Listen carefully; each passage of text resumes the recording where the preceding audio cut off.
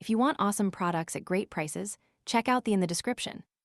The UK government is wading into controversial territory with its plan to publicly disclose the nationalities of foreign criminals residing in the country.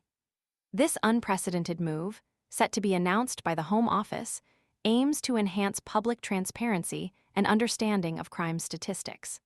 However, critics argue that such a release risks exacerbating existing prejudices and fueling xenophobic sentiments. The debate ignites amidst a backdrop of increasingly stringent immigration policies.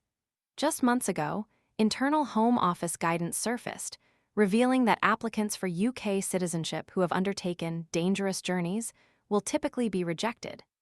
This sparked immediate outcry, with accusations of unfairly penalizing individuals fleeing persecution or seeking better lives. The seemingly harsh criterion raises questions about the government's approach to immigration and its willingness to consider individual circumstances. The proposed publication of foreign criminal nationalities follows another contentious development: preliminary discussions between the British and French governments regarding a potential returns agreement for asylum seekers. This agreement would facilitate the exchange of individuals seeking refuge between the two countries, a move that critics fear could lead to the deportation of vulnerable individuals to potentially unsafe environments.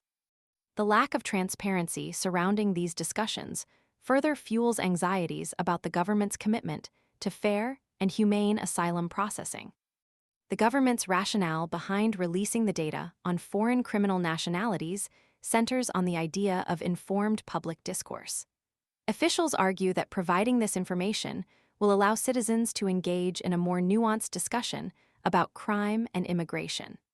They posit that transparency will foster a better understanding of the complexities involved and combat misinformation. However, critics strongly counter this argument.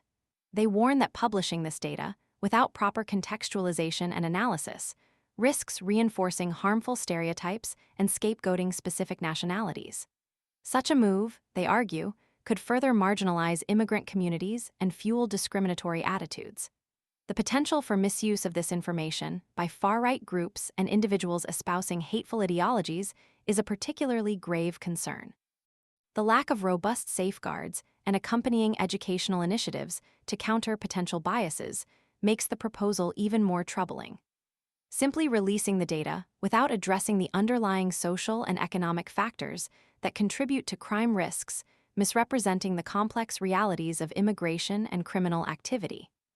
Furthermore, the potential for inaccuracies or misinterpretations within the data itself adds another layer of concern. The debate highlights a fundamental tension between the government's desire for transparency and its responsibility to avoid actions that could exacerbate existing social divisions. Striking a balance between informing the public and mitigating the risk of prejudice presents a significant challenge. The success of this initiative will depend heavily on the accompanying context, the measures taken to prevent misinterpretation, and the broader societal dialogue it sparks. Without careful consideration and appropriate safeguards, this well-intentioned plan risks becoming a catalyst for increased prejudice and division within the UK.